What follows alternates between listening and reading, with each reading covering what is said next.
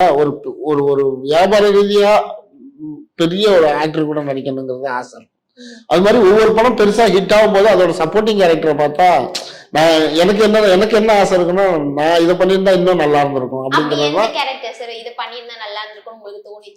நல்லா நடிக்கணும்னு நினைக்கிறேன். தமிழ் சினிமாவுல ஏதாச்சும் ஒரு படத்துல இந்த கேரக்டர் சொல்லுங்க, இந்த கேரக்டர் நான் நடிச்சிருக்கலாம் தமிழ் சினிமாவுல. நிறைய ஹிட்டான எல்லா படங்கள்லயுமே சப்போர்ட். ஒரு படம் சொல்லுங்களேன்.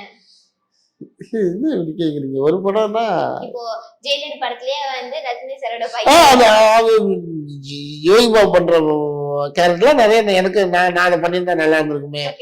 அது எல்லாருக்குமே தோன்றது தானே.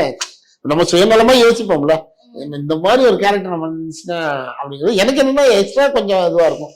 கொஞ்சம் ஐடியாவா நான் யோசிப்பேன். கொஞ்சம் இது இப்படி அப்படிங்கிறது இருக்கும் எனக்கு.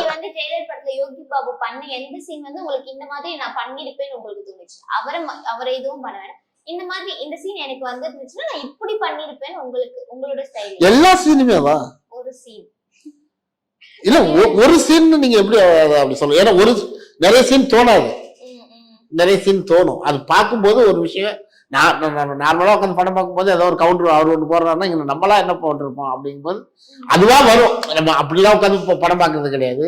ஒரு போயிட்டு இருக்கும் போதே ஒண்ணு நமக்கு தோணும் டக்குன்னு. அந்த மாதிரி விஷயம் தான். அந்த மாதிரி நிறைய ஆக்டர் படங்கள்லாம் எனக்கு அந்த மாதிரி தோணும்.